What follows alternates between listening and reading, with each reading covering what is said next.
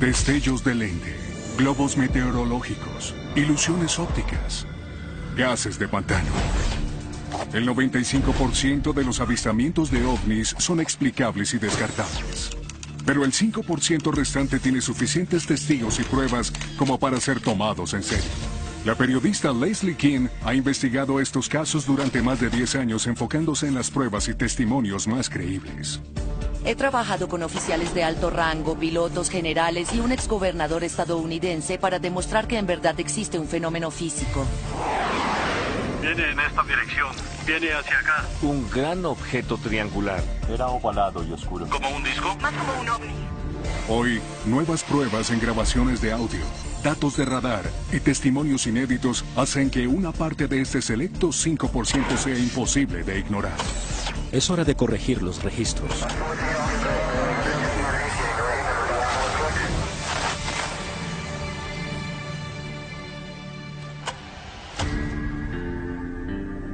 La gran mayoría de reportes de ovnis son hechos por civiles, en casos aislados, con 1 o 2 testigos y pueden ser fácilmente descartados. Viene por un lado, viene directo hacia nosotros. Es increíble. Pero cuando ocurre un avistamiento en una base militar armada nuclearmente en plena Guerra Fría, con 60 testigos de la Fuerza Aérea durante 45 minutos, se necesita un examen más minucioso. Aquí tenemos a un oficial de alto rango reportando un ovni justo sobre la base más importante de toda la red de la OTAN. Y no recibe ninguna respuesta. Eso es algo absolutamente increíble. Ahora, 30 años después, testigos clave dan un paso al frente para contar su asombrosa historia. Se le pidió al equipo y a los testigos tratar la investigación como ultra secreta y se prohibió volver a hablar de ella. Este es el extraordinario incidente del bosque Rendlesham.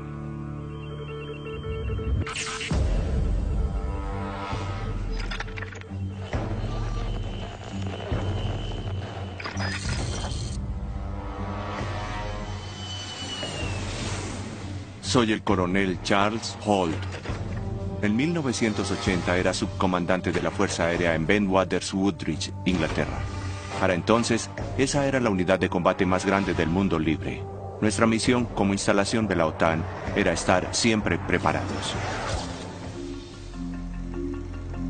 Temprano en la mañana del 26 de diciembre, fui a buscar el reporte de novedades, que es una lista cronológica de lo que ocurrió en las últimas 24 horas.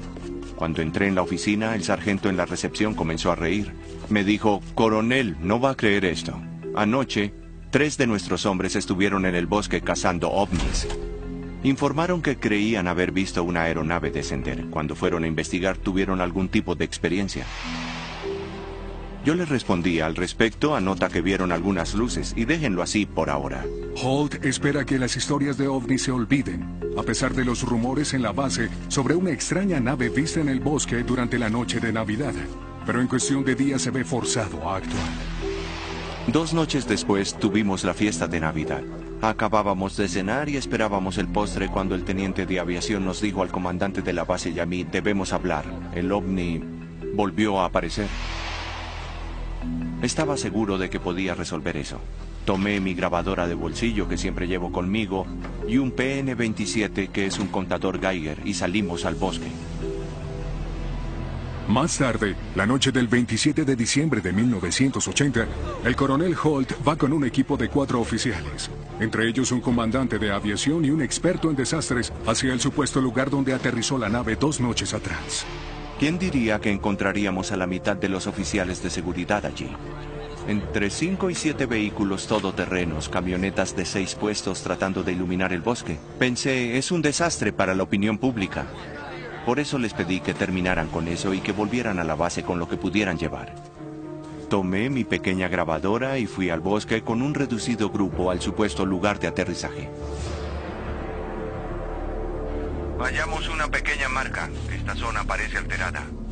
Tenemos lecturas positivas. Mira, ¿es el epicentro? Afirmativo.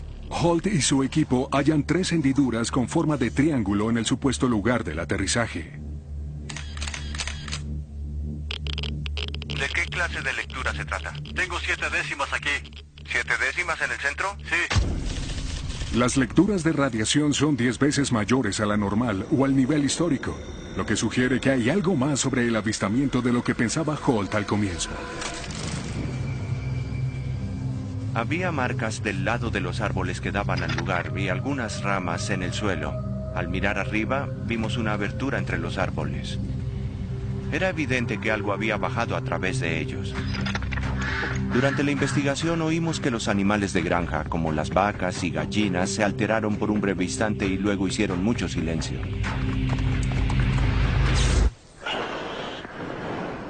Luego alguien notó un brillante objeto rojo en el otro extremo del bosque. De inmediato volví a encender mi grabadora. ¿Viste una luz? Espera, ¿dónde? En esta posición, aquí, enfrente. Entre los árboles. Ahí está de nuevo. Mira, frente a mi linterna. Ahí está. Sí, ya la veo. ¿Dónde está? No lo sabemos, señor. Sí, es una extraña luz roja. Está a unos 400 metros o más. Vamos al borde del claro para poder verla mejor. A medida que Holt y su equipo se apresuran para acercarse, los detalles del objeto se hacen más claros.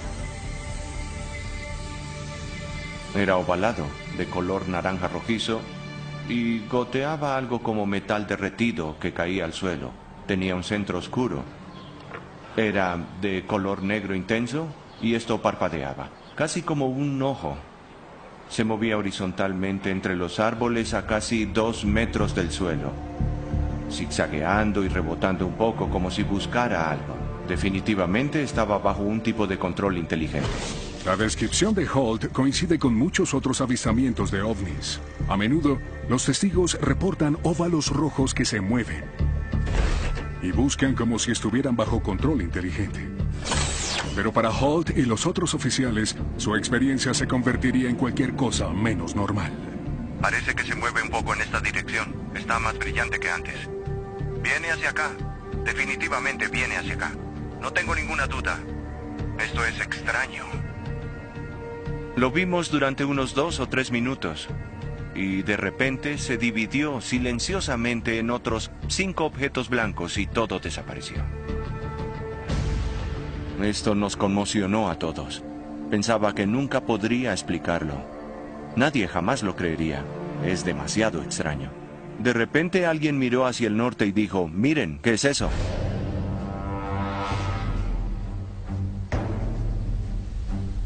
Vimos 4 o 5 objetos con forma elíptica con luces multicolores.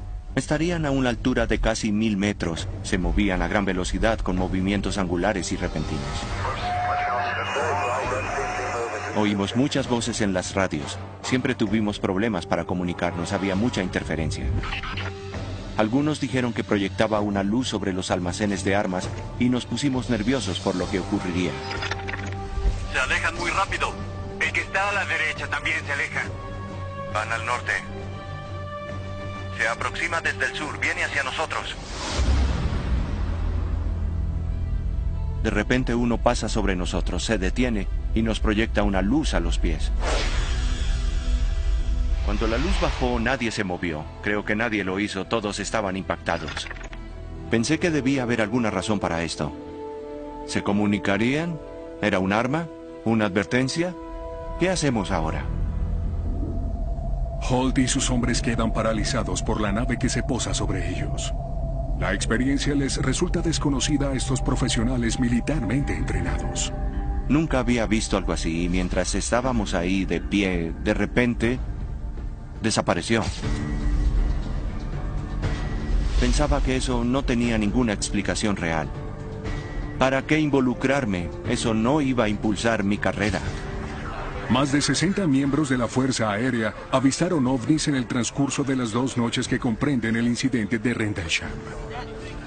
Según los testigos, este incidente conmocionó la base, ocurrió durante la Guerra Fría, en un recinto nuclearmente armado, y fue una incursión, un asunto de seguridad nacional para los británicos y los estadounidenses. Como oficial de guardia, Holt debe entregar un reporte de los eventos a sus superiores. Para eso redacta un breve memorándum con la esperanza de que el asunto se olvide.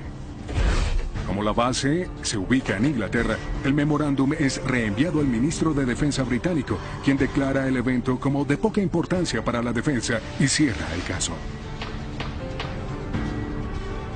Y así permanecería durante más de una década.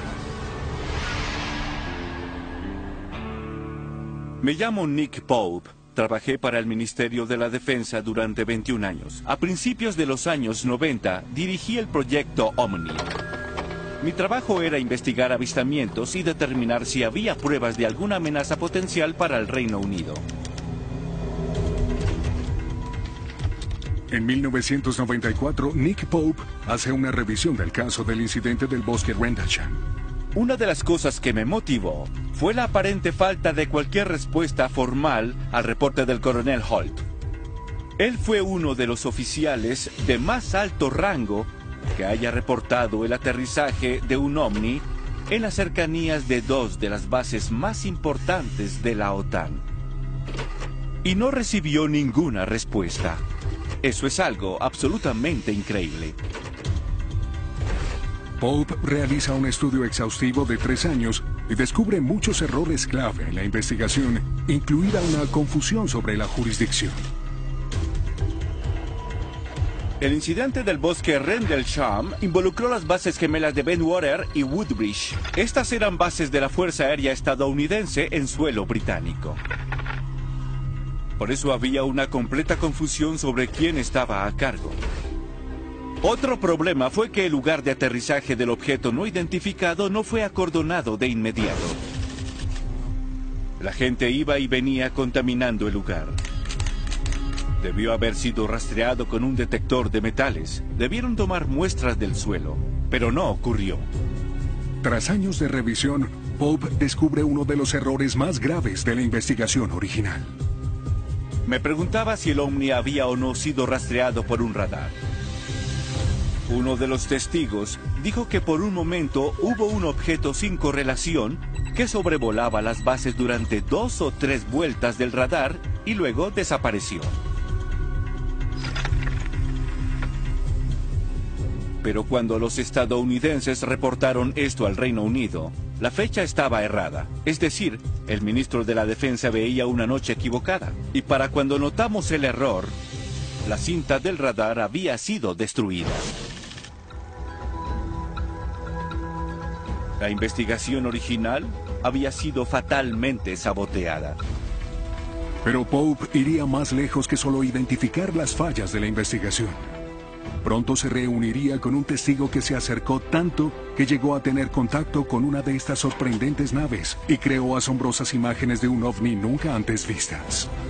Estaba muy claro que teníamos pruebas realmente sólidas de uno o varios objetos no identificados que operaron en el Reino Unido. Justo después de la Navidad de 1980, más de 60 miembros de la Fuerza Aérea dijeron haber visto naves múltiples desconocidas sobre las bases gemelas de la OTAN, Bentwater y Woodbridge, en Inglaterra. La experiencia altera a los militares, incluyendo al oficial al mando, el coronel Charles Holt. Pensaba que nunca podría explicar esto. Nadie jamás lo creería. Es demasiado extraño. El avistamiento nunca se explica oficialmente, dejando a los testigos con la duda de lo que vieron. Hasta una década después, cuando Nick Pope, un oficial a cargo de las investigaciones acerca de ovnis del Ministerio de la Defensa británico, promueve una revisión del caso. Me pareció obvio que la investigación original había sido fatalmente saboteada. Preocupado por las fallas, Pope sigue su investigación. En 1994 entrevista a un testigo clave para el caso, el sargento James Peniston, un aviador estadounidense a cargo de la seguridad. 2 días antes del avistamiento del coronel Holt, el sargento Peniston había visto un ovni también. Él y otros 2 aviadores se aproximaron al objeto hasta tal punto que él pudo hacer varios dibujos espectaculares de lo que veía.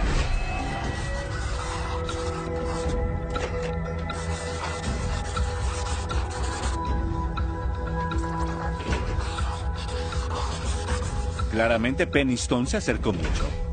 Se puede ver la forma triangular aquí. Es interesante saber que se encontraron hendiduras en el lugar de aterrizaje con forma triangular. Y hubo lecturas de alta radiación donde se encontraban esas hendiduras.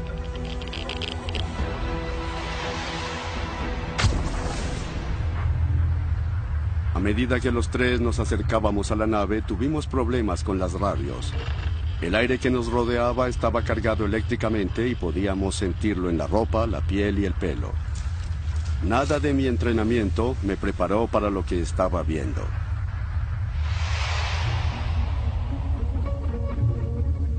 El sargento Peniston observó la nave durante 45 minutos.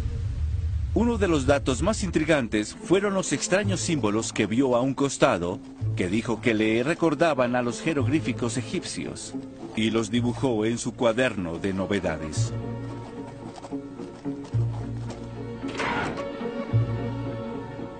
Muchos años después del incidente, el sargento Peniston decide salir de las sombras y hablar públicamente acerca de lo que vio. Más de 80 miembros de la Fuerza Aérea, todos observadores entrenados, presenciaron el despegue. Se le pidió al equipo y a los testigos tratar la investigación como ultra secreta. Y se prohibió volver a hablar de ella. Al ver el incidente del bosque Rendlesham, era muy obvio que teníamos pruebas sólidas para armar un caso sobre ovnis. Que había uno o varios objetos no identificados operando sobre el Reino Unido. El incidente del bosque Rendlesham ahora es considerado uno de los avistamientos de ovnis más contundentes de la historia, e incluye muchas características vistas en los casos de ovnis más verosímiles. Naves triangulares y en forma de disco que se mueven silenciosamente y que aceleran instantáneamente a velocidades desconocidas. Este caso demuestra que todos los casos de ovnis pueden evaluarse. Y si se añade que todos involucran a militares de alto rango, oficiales del gobierno, pilotos y otros casos que se han investigado oficialmente, se crea un corpus de pruebas que sencillamente no puede ignorarse. Hay algo muy extraño. Pero, ¿qué pasa cuando toda una ciudad es testigo de un ovni tan grande como 2 o 3 campos de fútbol? Tenía la forma de un boomerang. Un enorme objeto negro venía hacia nosotros. Pensé que me desmayaría porque estaba fascinado viendo esa cosa. Dije, debe medir 1,5 kilómetros. En 1997, miles de personas en Phoenix, Arizona, vieron una gran nave. ¿Estas luces provienen de visitantes de otro planeta? Se divulgó por todos los canales de televisión. La gente salía de sus casas a ver el cielo.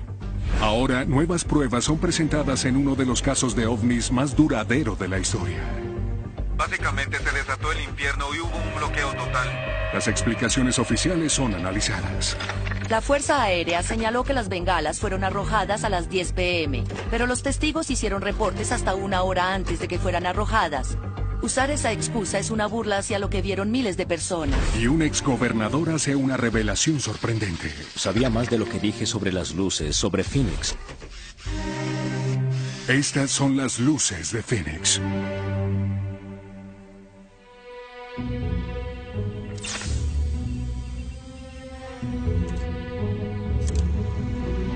Soy Fife Symington, exgobernador de Arizona, y en la primavera de 1997 hubo un evento poco usual que ocurrió cuando era gobernador.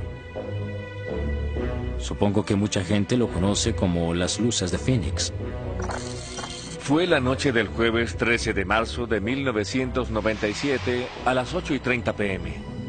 Mi hija Mónica vino corriendo a decirme que algo venía desde el borde de la montaña Camel Black. Entonces, 4 de los niños salieron a ver y yo salí con ellos. Al mirar hacia el norte, mi esposa y yo notamos 3 luces blancas de forma triangular que se acercaban a nosotros. Tenía 5 luces enormes al frente y tenía la forma de un boomerang. Era una nave sólida, silenciosa, muy cerca del suelo, y lo que me sorprendió fue su tamaño. Increíblemente enorme, absolutamente gigante. Ni siquiera hay centros comerciales así de grandes. Nos quedamos viéndolo como flotaba justo sobre la casa. Quizá lo vimos en su totalidad entre 5 y 6 minutos. Con mi esposa nos miramos a los ojos y le dije: acabamos de ver nuestro primer ovni. ¿Estas luces provienen de visitantes de otro planeta? Cientos de personas en la ciudad creen que hay una gran posibilidad. Lo describen como un gigante boomerang muy iluminado que planea en el cielo. No hay explicaciones oficiales de esas extrañas luces. Se divulgó por todos los canales de televisión. La gente salió de sus casas a mirar el cielo y recuerdo que miles de personas en la ciudad vieron las luces. Llamaron a la oficina del gobernador y al Departamento de Seguridad Pública. La gente quería respuestas. Yo mismo comencé a hablar con la dirección de la Guardia Nacional y tenía a miembros de mi equipo comunicándose con la base Luke de la Fuerza Aérea para saber si volaba alguna nave exótica sobre el valle, pero no obtuve respuesta. Todos decían lo mismo: por Dios, no sabemos qué es. Algo extraño sucedió en el cielo de Arizona que aún no ha sido explicado. Los fanáticos de ovnis lo consideran un avistamiento muy importante. Algunos pilotos afirmaron verlo, pero los radares militares no rastrearon nada. Lo que haya sido puso al pueblo de Phoenix a mirar al cielo. Durante las semanas que siguieron al incidente, hubo más de 700 testigos que reportaron a oficiales locales y al Centro Nacional de Reportes de OVNIs, una organización privada en Seattle, Washington. Entre los testigos había pilotos, oficiales de policía y militares profesionales. Aunque las descripciones de la nave difieren, muchas características primordiales prevalecen. Es un enorme objeto sólido, no solo luces, en forma de delta o triángulo. Y no hace ruido al moverse sobre el valle. Pero lo más importante es que fue visto desde varias perspectivas ventajosas por testigos en todo el condado durante 106 minutos. Lo que hicimos fue acostarnos en la grama a verlo. Era un objeto muy sólido. Era algo inexplicable. Es real. Fue un gran avistamiento de ovnis. Los vieron miles de personas a lo largo del estado de Arizona. Y por eso esperaban una respuesta seria del gobierno.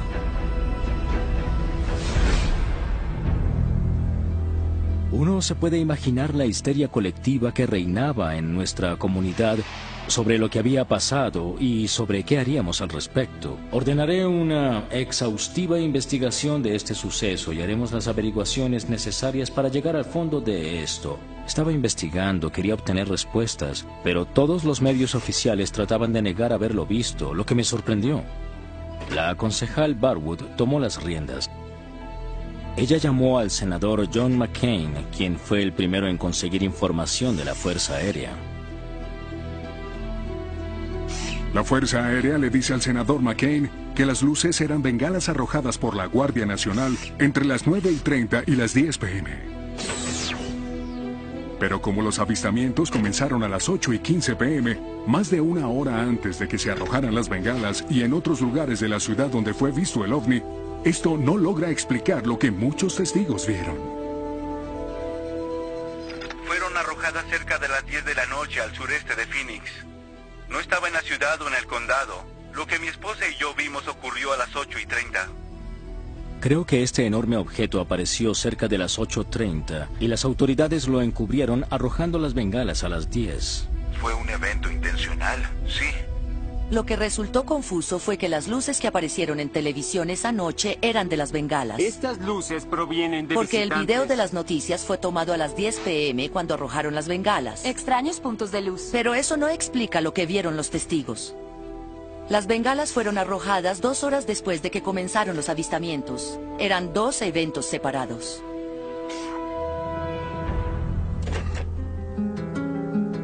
Algo que arrojaba más dudas acerca de la explicación de la Fuerza Aérea es este registro de llamadas inédito hecho por un aviador en la base de la Fuerza Aérea Luke en el Centro Nacional de Reportes de OVNIs en la mañana del 14 de marzo. Aparentemente, tenemos una llamada del aeropuerto Prescott Valley, un pequeño aeropuerto al norte que reporta un objeto que casi se estrella contra un Cessna. La llamada entró cerca de las 8:32. Ellos vieron algo sobre Phoenix, Arizona, sobre la zona de la 7ª Avenida y el camino Indian School. Ignoran lo que era. Según el aviador, la base de la Fuerza Aérea Luke envió 2 F-15 a investigar el incidente poco después de las 8:30 p.m. Habló con el piloto de uno de los F-15 a su regreso y lo describió como visiblemente alterado. En cuanto al piloto al mando de este vuelo, nunca lo he visto asustado y estaba realmente aterrado. No estaba seguro de qué era. Según su declaración, siguieron a esa aeronave que iba en línea recta en dirección al aeropuerto Sky Harbor, uno de los principales aeropuertos de aquí, a unos 18,000 pies, descendiendo a unos 10,500 pies. Vio 5 luces que formaban un triángulo. Las primeras 3 luces estaban en una formación triangular estrecha y la otra luz estaba a unos 360 metros, también del lado este del triángulo.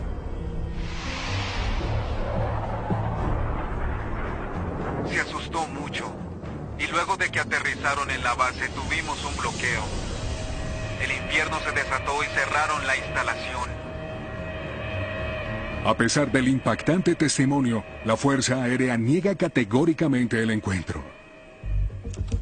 Pero, como en el caso Rendlesham, los intentos oficiales por descartar los avistamientos son infructuosos.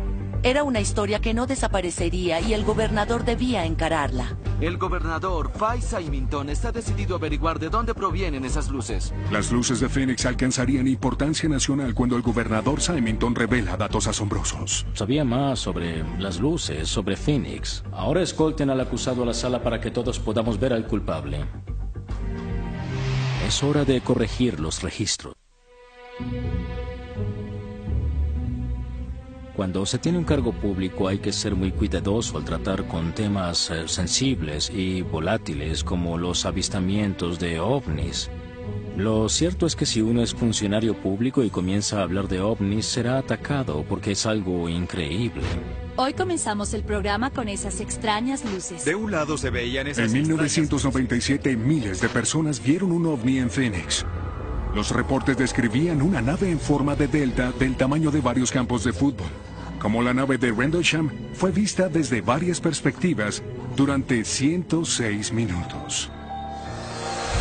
Miles de personas lo vieron y había un interés creciente en el público, casi de histeria. Fanáticos de ovnis de todo el mundo. 3 meses después, el diario USA Today publica las luces de Phoenix en primera página, forzando al gobernador Symington a dar la cara.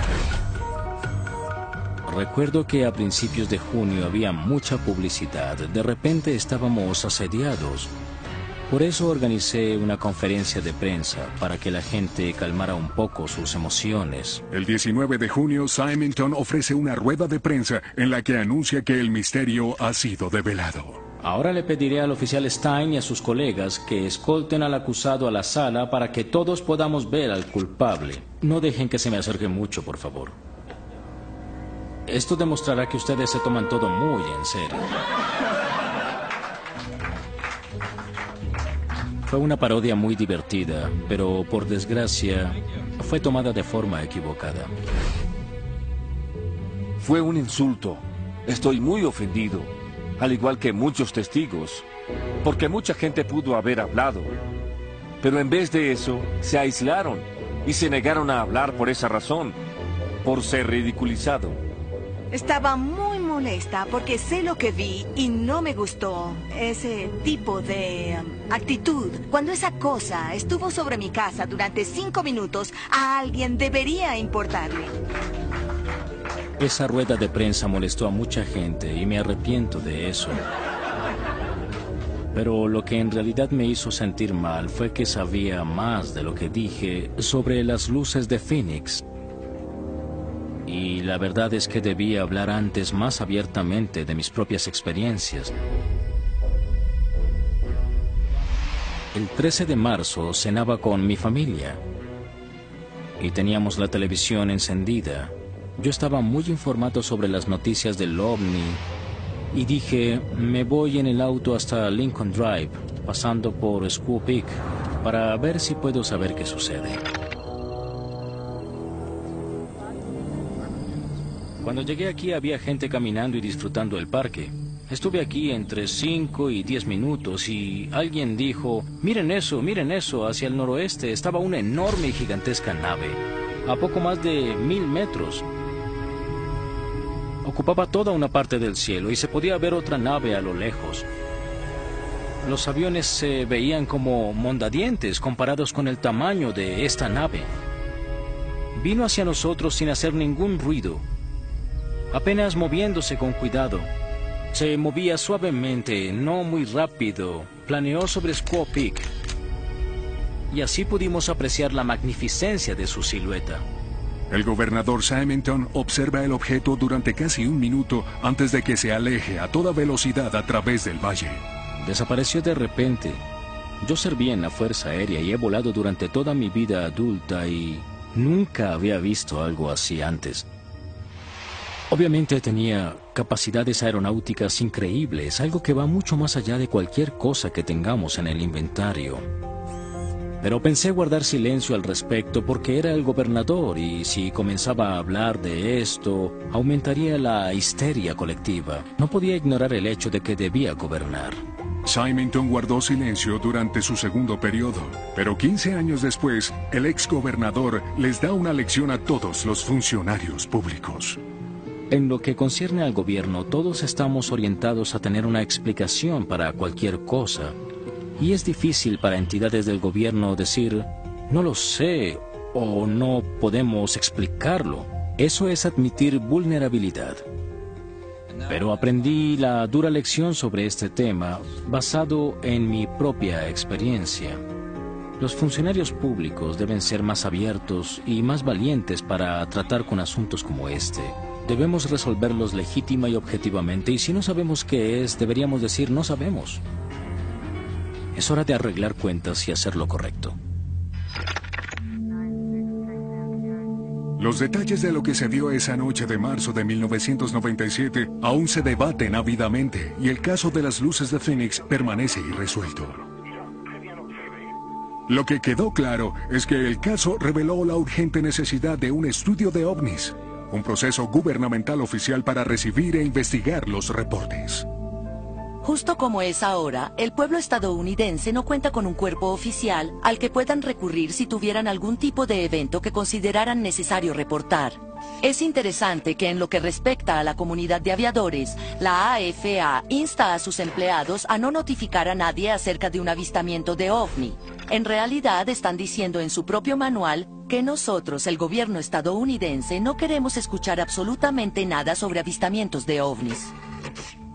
Los pilotos y las personas de la comunidad de aviadores particularmente son testigos excelentes, pero muy a menudo, cuando ven ovnis, no hacen reportes porque sienten que ello podría afectar sus carreras. Eso es un gran problema porque hace que el caso sea más difícil de reportar y limita la información disponible sobre el fenómeno. Sin una agencia oficial que registre los avistamientos, aunado a los reportes ridículos circundantes, es imposible registrar con precisión la frecuencia y magnitud de la actividad ovni. Particularmente en la comunidad de aviadores, esto pone en riesgo la seguridad. Si estos objetos voladores no identificados son reales, las colisiones en el aire con nuestras naves pueden ser catastróficas. Atención, torre, habla Dave. Hola, Dave. Habla Sue desde la torre. ¿Viste un disco volador en la C-17? No vi nada, Sue. Y si así fuera, no lo admitiría. Menos de una década después de las luces de Phoenix, estos eventos son divulgados como una incursión de ovnis en uno de los aeropuertos más transitados de los Estados Unidos. Muchos pilotos y trabajadores de United Airlines juran haber visto un ovni. Definitivamente no fue un avión como lo conocemos. Reportes frívolos y sensacionalistas acerca de ovnis inundaron la Internet, haciendo más difícil que nunca poder diferenciar lo creíble de lo cuestionable. En respuesta, un grupo de expertos establece parámetros investigativos y científicos para evaluar las pruebas de este fenómeno. Uno de ellos es la periodista veterana Leslie Kean. He investigado el tema de los ovnis durante unos 10 años, siempre enfocándome en información sólida y fehaciente. Pruebas de radares, fotografías, pruebas físicas evaluadas en laboratorios. Ignoramos material orientado a conspirar que abunda en la cultura e inunda Internet. En enero de 2007 me sorprendió una historia asombrosa que estaba en la primera página del diario Chicago Tribune. Varios empleados de United Airlines vieron un objeto como un disco metálico sobre una de las terminales, específicamente sobre la puerta C-17. Fue a una hora pico, era una tarde atareada entre las 4 y 4:30. Muchas personas en tierra lo vieron, también pilotos, miembros de tripulación, directores y personas que mueven los aviones. Medía entre 7 y 25 metros y estuvo sobre la puerta C-17 durante al menos 5 minutos. Luego la cosa salió disparada hacia las nubes que había en lo alto y dejó una forma muy definida en la nube, como un molde de galletas. Los testigos, profesionales entrenados de la aviación, estaban perplejos por lo que habían visto. Llevo mucho tiempo en el departamento de aviación, O'Hare. Definitivamente no fue un avión como lo conocemos. El caso O'Hare se suma a la montaña de información sobre ovnis, haciendo eco de características comunes de los avistamientos de ovnis anteriores. Era un objeto en forma de disco que planeaba silenciosamente y aceleraba instantáneamente a velocidad desconocida. Pero la prueba más importante estaba a punto de ser revelada. Atención, torre, habla Dave. Hola, Dave, habla Sue desde la torre. ¿Viste un disco volador en la C-17? No empieces, Sue. Meses después del incidente, King obtiene una copia de las grabaciones de la torre de control, con una grabación inédita de una supervisora de United Airlines, reportando el avistamiento. Bien, lo siento. ¿En qué puedo ayudarte? Hola, lo siento. Le decía a Dave que había un disco volando sobre Charlie 17 y él pensó que estaba ebria, pero no lo estoy, no estoy bebiendo. Sí. Alguien debe tener una foto de eso. Si la llegan a ver... ¿Un disco? ¿Como un frisbee? Más como un ovni. Sí, está bien. Bien, adiós. Muy bien, estaremos pendientes. Esta es una prueba importante. Demuestra que había algo ahí que fue reportado a la torre, pero aún así fue tratado como si fuera una broma. Y creo que eso se debe en parte a la política de la AFA de descartar reportes de ovnis. Así se trate de un espacio aéreo restringido o un aeropuerto transitado en medio de la hora pico, nadie sabía que haría esa cosa. Fue una importante amenaza. Al principio, la AFA no dijo nada, pero cuando se divulgaron las grabaciones, debían decir algo. Debido a la presión del público, la AFA publica una explicación 2 meses después del avistamiento. Lo primero que dijo la AFA es que esto fue un reflejo de luz proveniente de un banco de nubes. Dijeron que las luces de los aeropuertos hacen cosas extrañas en las nubes. El problema era que las luces del aeropuerto no habían sido encendidas aún. La segunda explicación que dio la AFA fue que se trató de un fenómeno atmosférico, específicamente una nube perforada. Una nube perforada es un fenómeno natural originado por la caída de cristales de hielo de un banco de nubes sobre otro, lo que hace que se perfore un orificio en la nube más abajo. El problema es que debe haber temperaturas bajo cero para que ocurra. Sabemos que la temperatura era muy cálida en O'Hare ese día. La temperatura no estaba bajo cero a nivel de esa nube. Por ende, es imposible físicamente de que ese evento haya sido causado por una nube perforada. Por último, el caso O'Hare y la respuesta de la AFA son la forma típica como el gobierno de los Estados Unidos trata los avistamientos de ovnis. Primero evitan hablar de ello, pero cuando eso se hace imposible, las autoridades dan cualquier explicación que pueda concordar, sin importar si es posible o no. Es un problema serio que ha ocurrido infinidad de veces durante décadas. Es un procedimiento común para casos como este. A pesar de la situación actual, hubo una época en la historia del país en la que se promovían los estudios científicos y los avistamientos eran bien recibidos por el gobierno.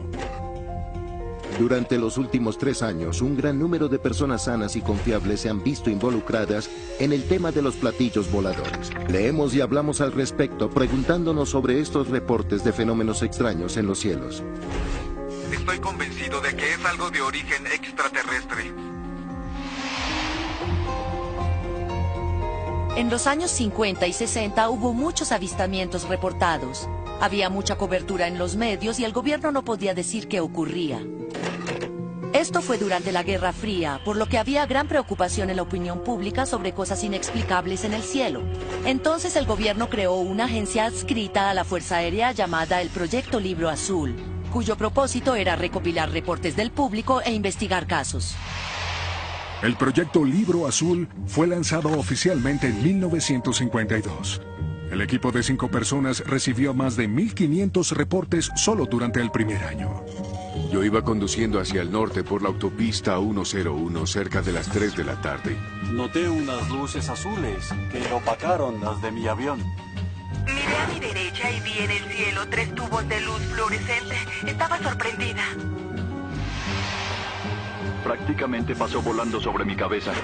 El objeto viajaba en línea recta. Conté 8. Venían directo del mar. Comencé a oír un sonido agudo como un silbido. Vi una luz hermosa, plateada y un poco rosada. Entre 1952 y 1969, el proyecto recibió más de 12.000 reportes de ovnis, de los cuales unos 800 siguen aún sin resolverse. Es claro que el alcance del fenómeno ovni es mucho más amplio de lo que puede manejar la Fuerza Aérea. El proyecto Libro Azul estaba viciado desde el principio. Tenía pocos empleados, era obsoleto y pasó a ser un ejercicio de relaciones públicas para la Fuerza Aérea. Por eso, en 1966, se decidió que su futuro dependería de un estudio financiado por el Estado en la Universidad de Colorado. El estudio estaba encabezado por el Dr. Edward Condon, un físico ex jefe de la Oficina Nacional de Estándares. Condon siempre estuvo predispuesto contra los ovnis. En un artículo de 1967 dijo: "Mi opinión es que todo eso es infundado, pero no debería llegar a esa conclusión hasta el próximo año". El reporte de Condon se completó en 1968 e incluía varios análisis acerca de los casos no resueltos de ovnis en sus 1.500 páginas. Pero todo eso se ignora en un informe de 2 páginas escrito por el mismo Condon, que declara que los posteriores estudios científicos acerca de ovnis no se justifican. En 1969, la Fuerza Aérea anuncia el fin del proyecto Libro Azul, que se haría efectivo al mes siguiente. Desde entonces, el informe ha sido citado infinidad de veces por oficiales y científicos para justificar la desestimación de los estudios de ovnis. Es toda una tragedia. Era la única investigación oficial hecha por el gobierno. Cuando se cerró, la edad de oro del estudio sobre ovnis en los Estados Unidos había terminado. Desde 1970, muchos casos han desafiado las afirmaciones que hicieron cerrar el Libro Azul. Pero un avistamiento en 1986 en Alaska produciría una prueba tan sólida que debía tomarse en serio. Sí, habla 1-2 de nuevo. Hemos confirmado que hay un objeto volador cerca de la brigada 1550. ¿Te estás siguiendo? Así parece, sí. En este caso, un capitán con 30 años de experiencia puso en riesgo su reputación al reportar una gran nave que lo siguió durante casi una hora. Un encuentro que crearía el registro grabado más largo sobre ovnis hasta hoy. Una prueba tan sólida que sería llevada hasta la Casa Blanca. Estábamos muy emocionados y cuando le pregunté qué creía que era, dijo, es un ovni. Mi nombre es Richard Haynes y he sido investigador científico de la NASA desde el año 1967. Mi interés en los fenómenos aéreos comenzó al menos hace 30 años, cuando aún era escéptico y estaba convencido de que podría explicar estos fenómenos. Pero tuve la oportunidad de hablar con pilotos comerciales que volaban en nuestros simuladores. De vez en cuando algunos pilotos me contaban historias increíbles que les habían sucedido. Con el pasar de los años me di cuenta que estaba equivocado, que no podía explicar los fenómenos. Por eso en los años 70 comencé a recopilar entrevistas personales a pilotos. A veces en las cabinas de los aviones, otras veces simulábamos un encuentro real. Y así llegué a recopilar más de 3.000 avistamientos de casi todos los países del mundo. Muchos de estos avistamientos eran muy serios. Todos serían calificados como de alto riesgo dentro de los estándares de la Administración Federal de Aviación.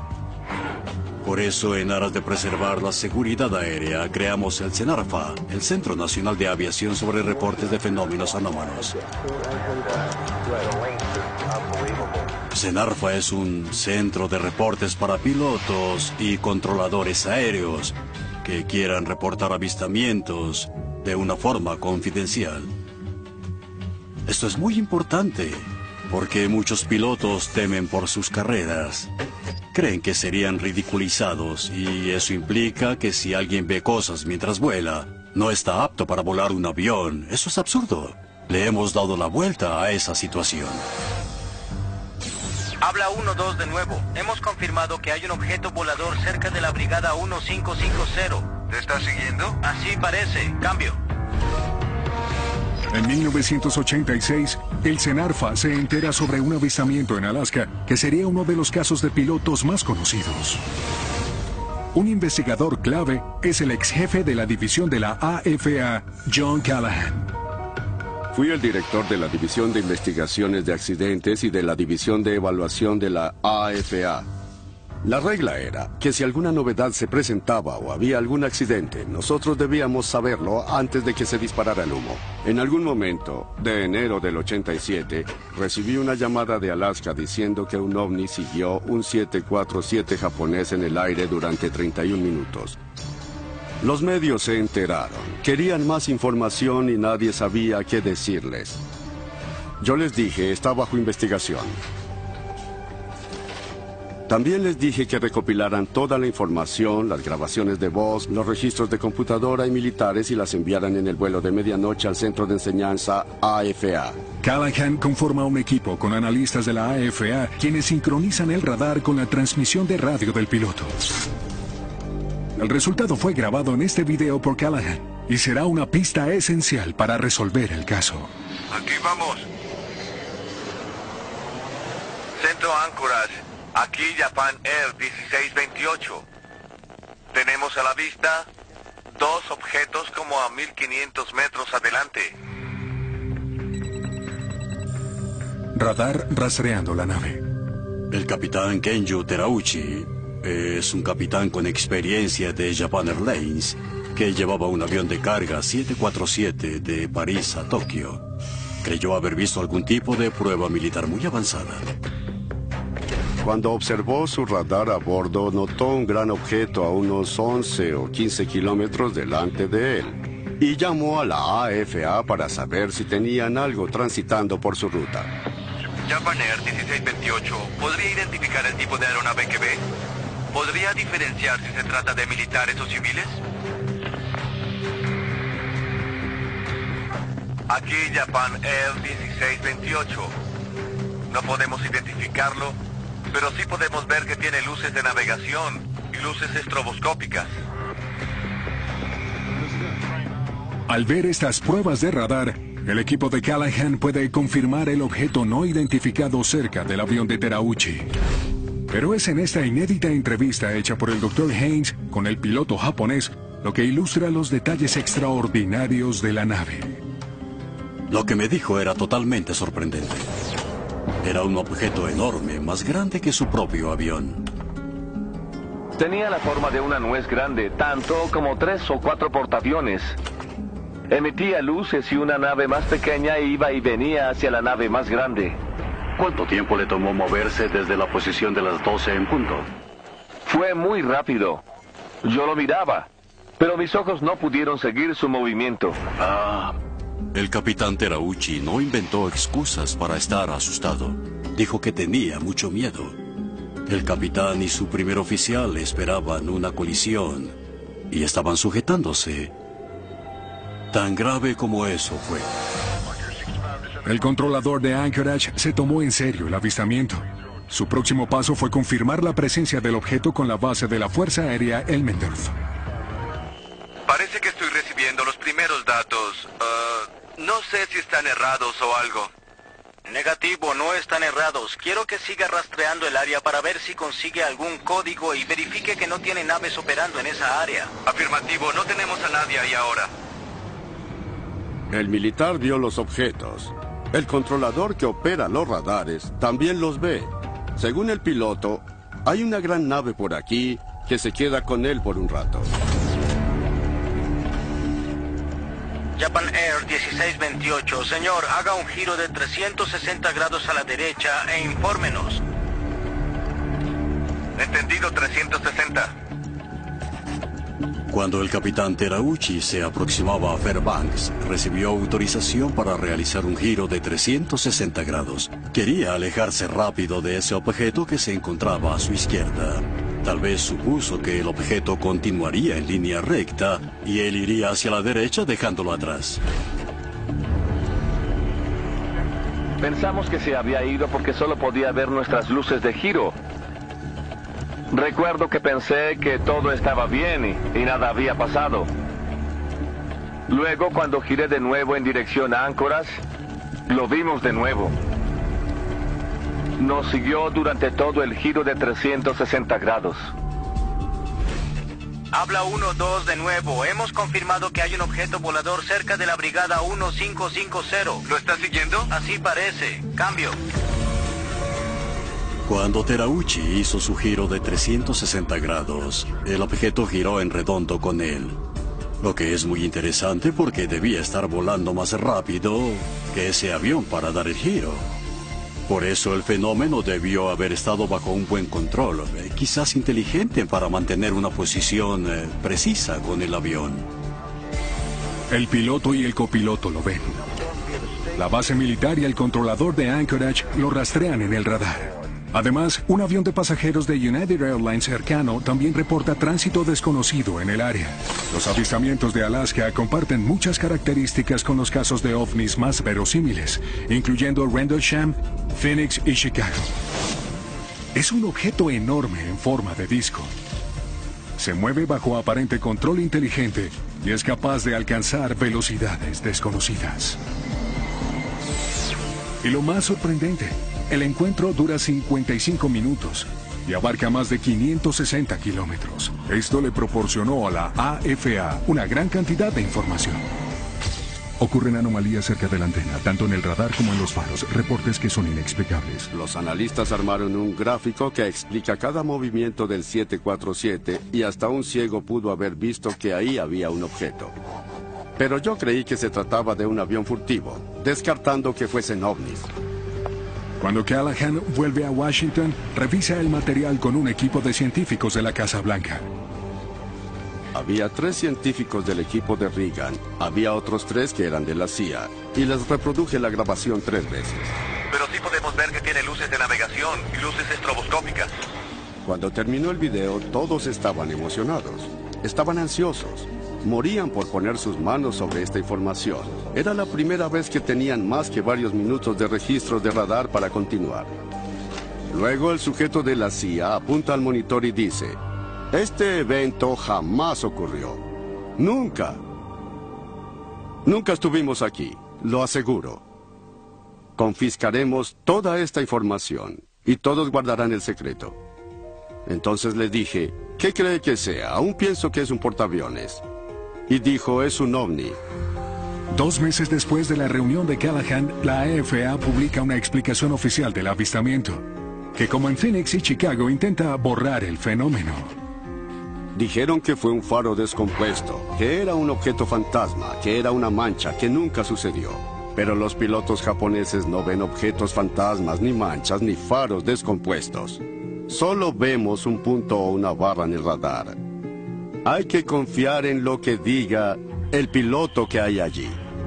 Vi muchas boquillas y también muchas lucecitas. El capitán Terauchi decidió hacer público su encuentro poniendo en riesgo su reputación. Por su voluntad de cumplir con los trámites y ser entrevistado intensamente, Japan Airlines decidió que él no debería volar más. Le dijeron que volara un escritorio, por decirlo de alguna manera. Este caso demuestra lo que está en riesgo. Hasta que el gobierno estadounidense cambie su política sobre avistamientos de ovnis, los testigos siempre tendrán miedo de salir a la luz con pruebas críticas e importantes. Así es como avanza la ciencia, permitiéndole a la gente describir lo que ven sincera y abiertamente. Nunca llegaremos al fondo de este fenómeno hasta que tengamos una divulgación. Hoy día, si se visitan páginas en Internet como YouTube, se ve toda clase de videos de ovnis y hay una gran cantidad de videos falsos y fotos alteradas con programas de computadora. De esta manera, es casi imposible poder escuchar una voz que resalte entre tanto ruido. Las únicas fotografías importantes son las que han sido analizadas minuciosamente y aprobadas. Esas muestran objetos voladores no identificados genuinos.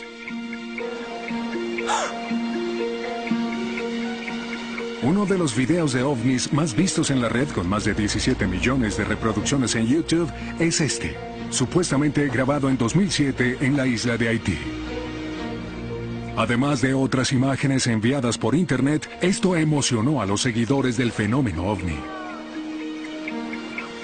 Pero con el avance de los programas de efectos especiales, se hace cada vez más difícil distinguir entre imágenes reales y falsas, lo que les da a los expertos en efectos visuales una opinión valiosa acerca del tema.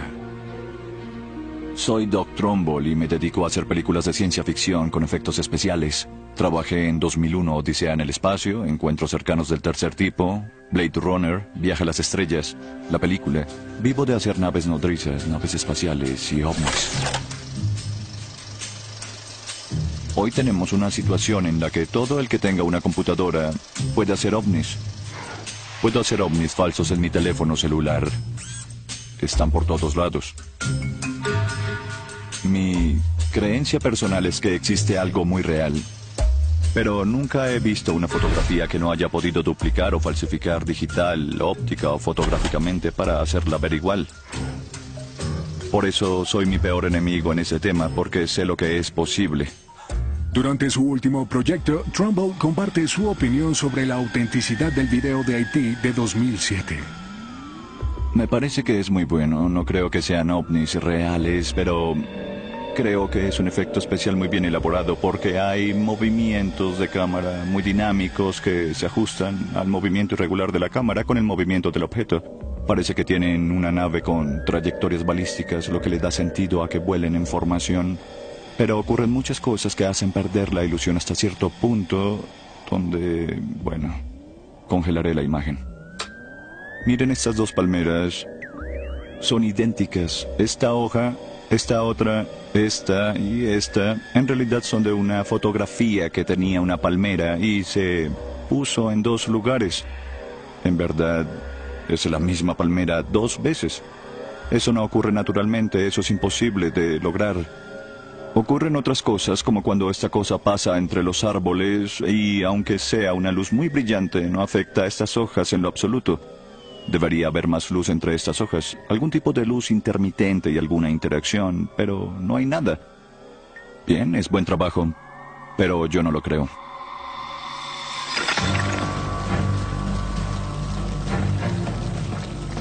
Mientras turistas con cámaras de video sorprenden con pruebas irrefutables de ovnis en el futuro, ya hay imágenes de los fenómenos que han sido probados científicamente y ampliamente aceptados. OVNI, la epidemia invade Bélgica. Muchas personas afirman haber visto objetos luminosos y de formas triangulares. Los avistamientos en Bélgica de finales de los años 80 y principios de los 90 son los más difundidos de la historia, con más de 2.000 reportes documentados e investigados de pilotos, policías y militares. Pensé que era una violación de nuestro espacio aéreo. Debíamos averiguarlo porque era una cuestión de defensa nacional.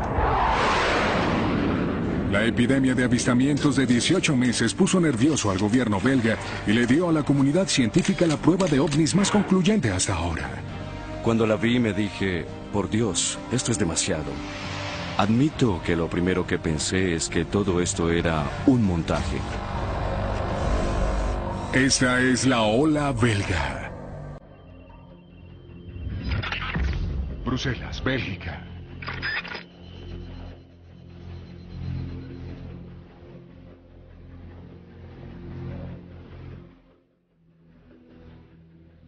Mi nombre es Patrick Ferrin y fui uno de los cofundadores de SOBEX, que es una asociación sin fines de lucro dedicada al estudio de fenómenos aéreos y espaciales.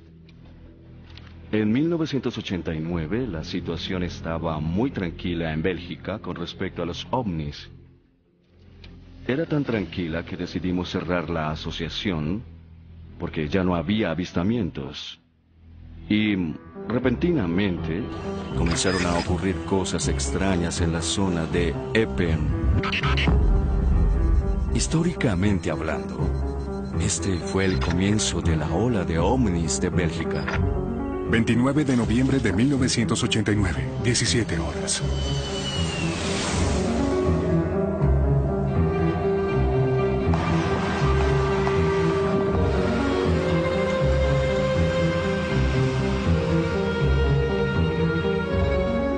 Mi nombre es Albert Kreutz.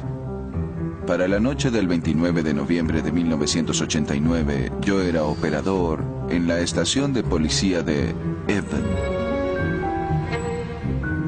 Alrededor de las 5:30 p.m., un equipo de oficiales le informan a Kreutz acerca de un objeto que vuela en la localidad y que lo alumbra como a un campo de fútbol.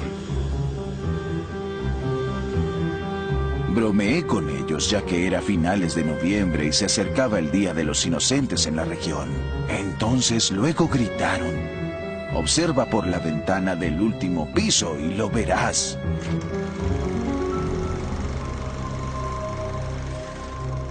Fui a la ventana y vi un objeto a unos 200 o 300 metros enfrente de mí.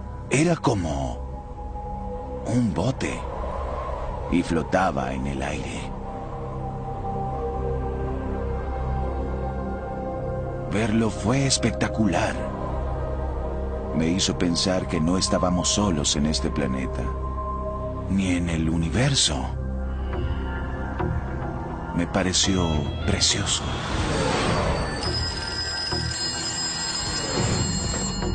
El operador recibe cientos de llamadas de ciudadanos preocupados. Hay dos objetos volando en el cielo. Les pide a los oficiales de las cercanías que sigan el objeto. Síguelo, quédate debajo de él. Uno de ellos es Dieter Plumens, inspector general de la policía en Kelvins. Plumens está de servicio con su compañero deteniendo traficantes de drogas en la frontera con Países Bajos cuando recibe la llamada. Cuando escuchamos la llamada por radio, viajábamos en esta dirección. Entonces vimos una luz o algún tipo de objeto detenido sobre la torre Henri Chapelle. Y nos preguntamos, ¿qué es lo que estamos viendo?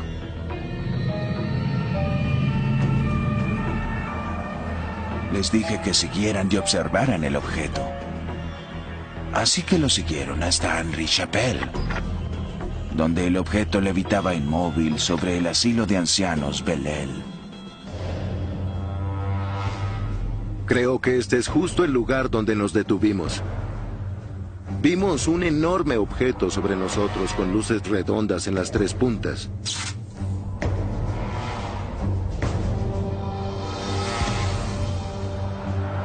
En algún momento, un objeto mucho más pequeño salió desde atrás. Tenía una luz rojiza, intermitente, sincronizada con una luz más grande. Plumens y su compañero observaron el objeto durante varios minutos. Luego, el pequeño objeto fue recogido por la nave más grande. El objeto de repente se elevó y se fue volando.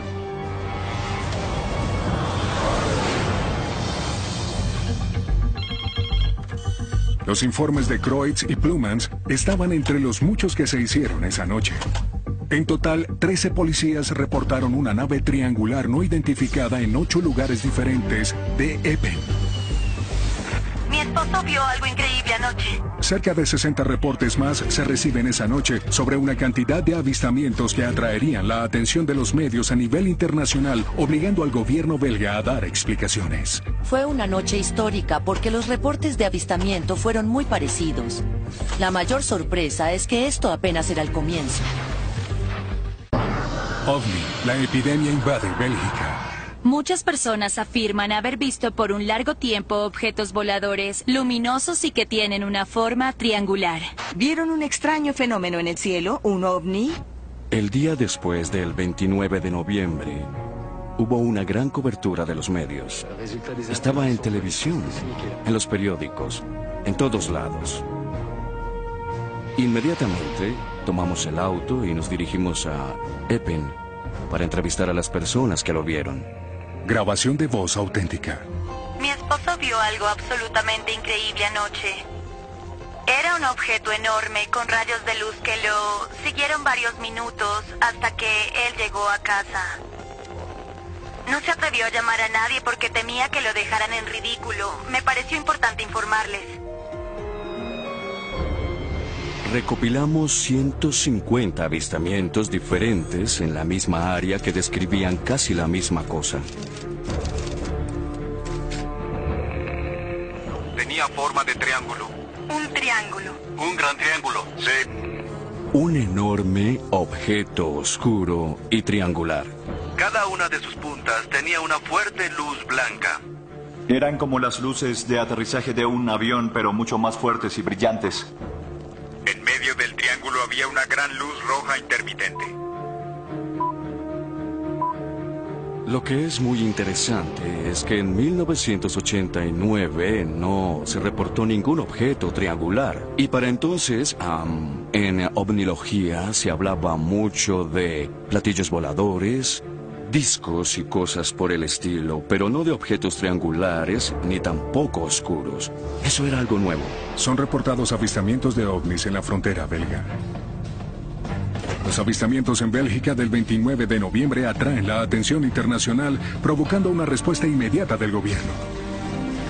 Se designa a un hombre clave para la investigación, el jefe de división Wilfred de Brouwer, jefe de operaciones de la Fuerza Aérea Belga. En 1989 yo estaba a cargo de la protección del espacio aéreo del país, cuando se reportaron un total de 143 avistamientos en el área de Epen. Cuando se reciben tantos reportes a nivel militar, muchos oficiales los rechazan porque no están dentro de sus competencias. Es frustrante tener que declarar que uno ignora lo que está pasando. Cuando eso llegó a mi oficina, yo quise reaccionar de esa manera. Pero pensé que eso sería una intrusión en nuestro espacio aéreo, y siendo el país sede de la OTAN, debíamos averiguarlo porque era un asunto de defensa nacional. La primera acción de Brouwer fue comunicarse con la embajada americana para saber si algún avión se había dirigido al área sin previo aviso. Respondieron rápidamente y confirmaron que ninguno de esos aviones estaba en Bélgica. No son aeronaves americanas. Con eso descartamos esa teoría. Pero los avistamientos continuaron, incluyendo muchos casos donde mucha gente había hecho el mismo avistamiento. Oficiales de policía, militares, funcionarios del gobierno y un meteorólogo de la Fuerza Aérea. Eran testigos confiables. Todos estaban convencidos de que vieron algo excepcional.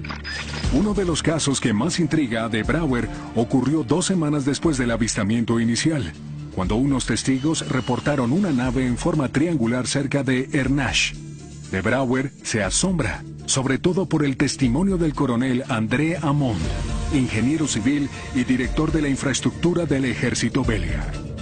Salí de mi casa con mi esposa para recoger a mi hijo en la estación del tren Gembloux. Vi 3 paneles amarillos moviéndose conmigo paralelamente de un lado del camino. Debajo había una luz roja intermitente.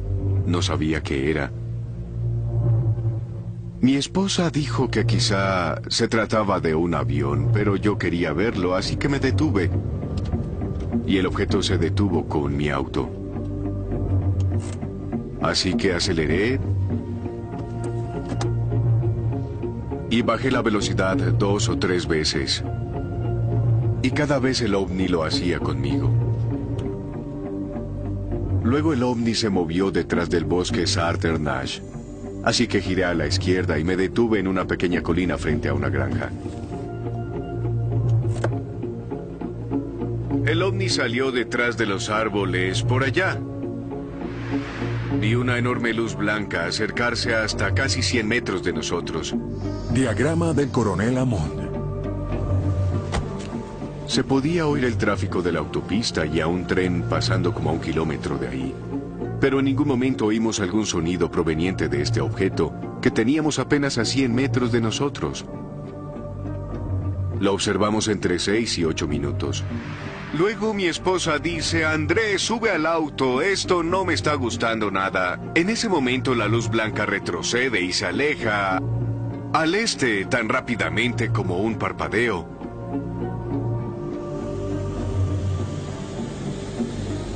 Según mi experiencia, esa aceleración requiere una gran cantidad de energía, que no sería posible sin materiales con superconductores que actúen a baja temperatura.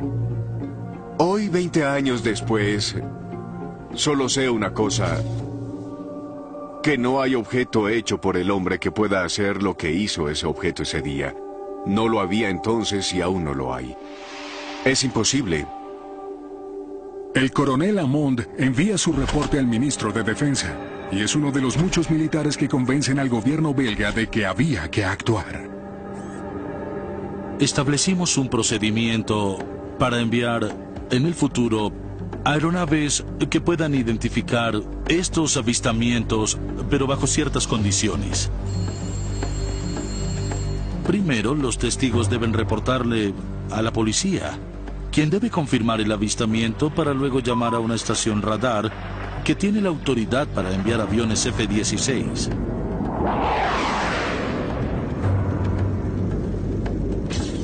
Soy Yves Milbergs. En 1990 volaba aviones F-16 en el Escuadrón 350 en Bélgica. Oímos hablar de la ola de ovnis, sobre todo en las regiones de Epen y Lieja. 30 de marzo de 1990, 01 horas. La noche del 30 de marzo de 1990 se informa a la unidad de Milbergs sobre una serie de avistamientos de ovnis cerca de la ciudad de Lovaina. De inmediato despegamos en formación 2 F-16 hacia el este de Bruselas. En dirección 180. ¿Me escuchas, Mil? Entendido, te escucho. Nuestro objetivo era interceptar o acercarnos lo máximo posible a los objetos para identificarlos lo mejor que pudiéramos. Vamos directo al sur, a buena velocidad. Ahora pueden investigar, revisen el armamento. La velocidad a la que se movía el objeto, así como las grandes variaciones entre la altitud y la ruta eran únicas. Velocidad del objeto, 1833 kilómetros por hora. En combate aéreo vemos a los objetos moverse muy rápido, pero en este caso las variaciones del objeto eran imprevistas, lo que demuestra que se trataba de un objeto muy diferente a una aeronave. Perdí contacto. Conferencia de prensa Fuerza Aérea Belga, julio 11 de 1990. Aquí pueden ver el vector del objeto a 300 grados. La velocidad a 990 nudos. ¿Es normal esa velocidad? No. La velocidad de un avión normal a esta altitud es de unos 350 a 400 nudos. Bajo la presión del público y de los medios, De Brouwer ofrece una conferencia de prensa para discutir el vuelo de Milbergs. Esta es una velocidad de 1010 nudos y es la mayor velocidad que registramos.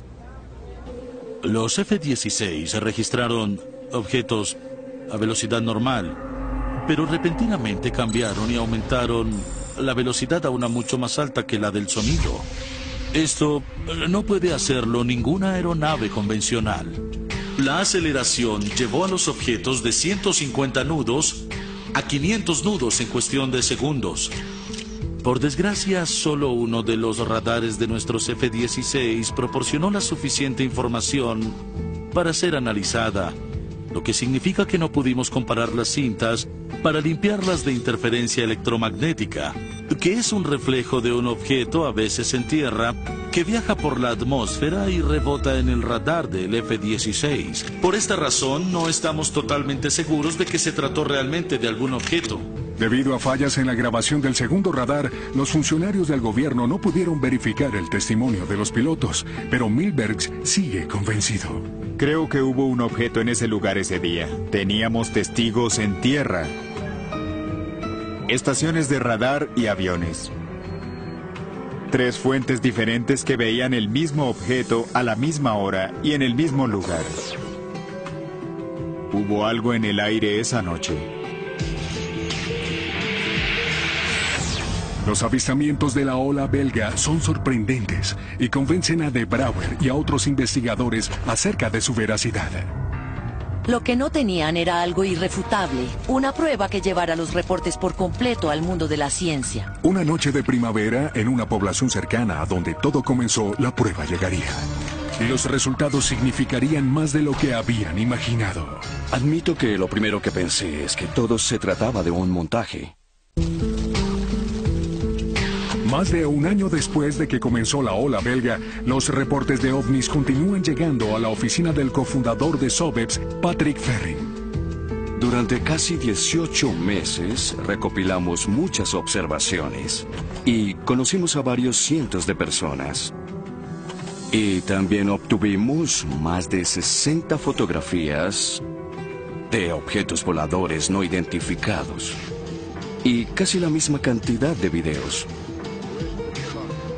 Pero por desgracia eran muy malos.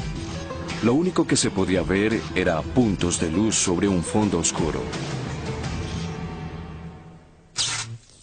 Pero tuvimos la suerte de encontrar una buena fotografía que fue tomada en la pequeña localidad de Petit-Rechamp, que no está lejos de Epen. 4 de abril de 1990, 22 horas. A las 10 de la noche del 4 de abril de 1990, una chica paseaba a su perro en el jardín y vio un objeto muy extraño.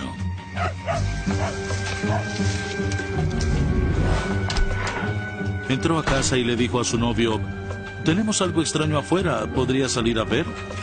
Él salió y llevó su cámara. Solo le quedaban 2 fotos, así que se recostó en la pared y se quedó inmóvil. Y fijó un tiempo de exposición de unos 2 segundos. Tomó 2 fotos y cuando reveló el rollo, notó que una de las 2 fotos estaba vacía. No tenía nada, así que la desechó. Pero la segunda era interesante. Mostraba 3 luces y algo rojizo justo en el medio, pero nada más.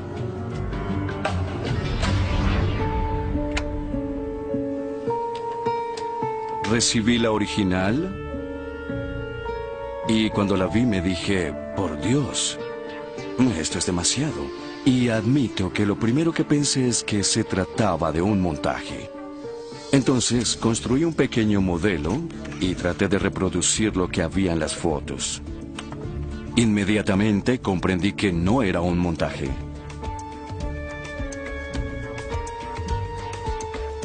Entonces decidimos ver a alguien que fuese un experto en análisis digitales. Alguien con las herramientas adecuadas para detectar y demostrar si se trataba de un montaje o no.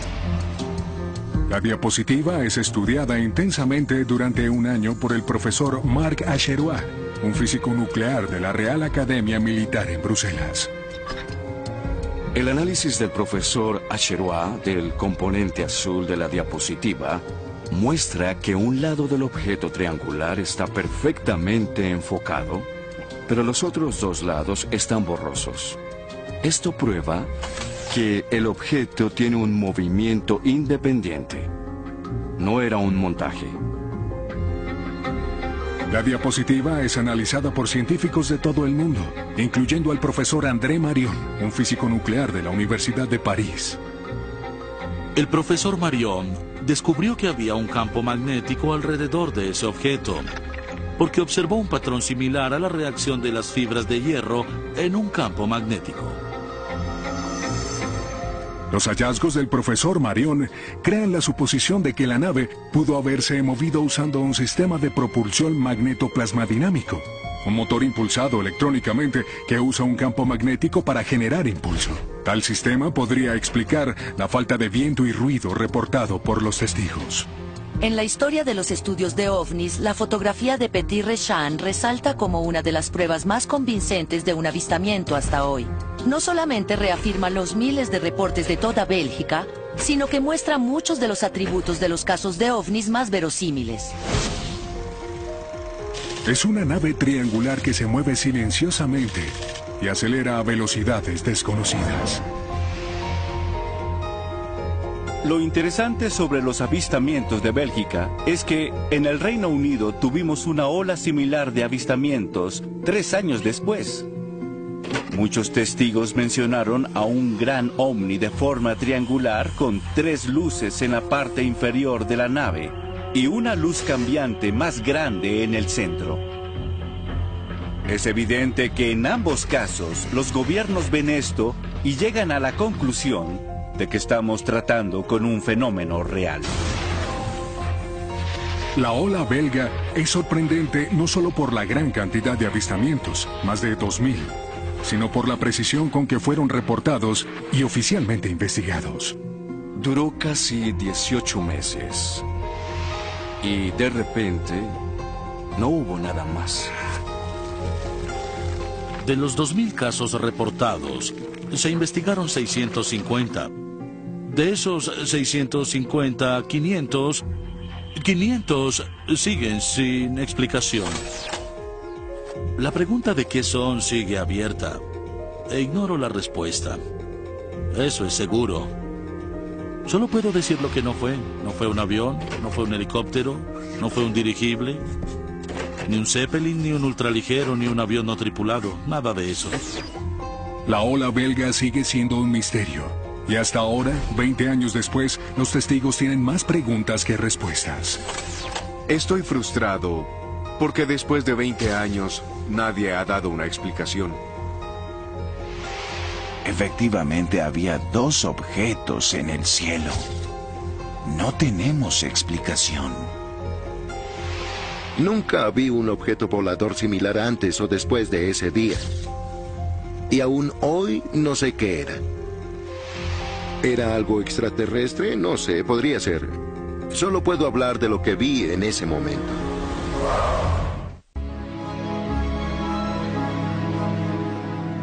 Para los miles de testigos de la ola belga y muchos otros que documentaron sus encuentros en bases militares, aeropuertos importantes o en los cielos sobre nuestras ciudades, hay solo una conclusión.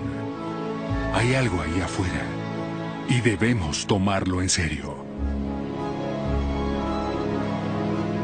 La dificultad de estudiar ovnis, si de verdad son manifestaciones de civilizaciones avanzadas, es que estamos casi en la misma posición de un pequeño ratón de laboratorio, tratando de entender en qué consiste la civilización de los biólogos en el laboratorio. Está más allá de nuestra imaginación. Arthur C. Clarke dijo que la tecnología lo suficientemente avanzada no se puede distinguir de la magia. La historia está llena de testimonios de fenómenos nuevos, de fenómenos poco entendidos, que han sido ridiculizados y objeto de burlas. ¿Por qué? Porque la ciencia no ha tenido la oportunidad de examinarlos o no lo hará por distintas razones. Debemos revertir esta situación. En nuestra cultura tenemos la propensión a ridiculizar los avistamientos de ovnis. Es un problema y debemos ser más maduros al respecto en este país. No todos son luces de aviones, ni globos meteorológicos, ni bromas pesadas. Hay un fenómeno genuino aquí. Es algo que la comunidad científica debería querer ver. Deberían querer comprometerse con esto. Potencialmente tiene muchas cosas increíbles que enseñarnos. Debemos tener presente que nuestra civilización tiene apenas unos 40.000 años. Lo que es un parpadeo en la edad de nuestra galaxia. Somos criaturas en las ramas. Y con 200.000 millones de estrellas, eso crea una enorme cantidad de planetas, incluyendo, como ahora sabemos, planetas del tamaño de la Tierra. Por eso las probabilidades de que exista vida allí afuera son realmente muy, muy grandes. Tenemos técnicas analíticas muy sofisticadas que están siendo usadas en todo el universo para observar planetas, estrellas, nebulosas. Pero me pregunto, ¿alguien ha hecho una verdadera aproximación tecnológica sofisticada para poder fotografiar objetos voladores u ovnis y de esa forma obtener un procedimiento modelo para poder observarlos? Y la respuesta es no. Ese vacío me hizo emprender lo que se ha convertido en una afición para mí. Comencé a emplear tecnología digital muy sofisticada para rastrear movimientos que usamos en los efectos especiales, algunos para encuentros cercanos, para intentar fotografiar un ovni. El proyecto de Trumbull, conocido como UFOTOG o fotografía de ovnis, usa cámaras calibradas y antenas de radio para recopilar imágenes y datos del cielo nocturno. Al observar simultáneamente la misma área desde distintas perspectivas, el equipo de Trumbull puede calcular la velocidad, la trayectoria y la altitud de cualquier objeto registrado. También puede determinar si se trata de una aeronave convencional. Mi plan es crear imágenes que sean válidas científicamente y que puedan ser evaluadas y usarse como un procedimiento en el que analistas científicos puedan observar y luego decir exactamente de qué se trata. Tomada con una exposición de 2 segundos. Creo que durante los próximos años es poco probable que no hayamos encontrado alguna evidencia de vida inteligente en el universo y creo que sucederá y sucederá muy pronto. Y me gustaría ser parte de eso.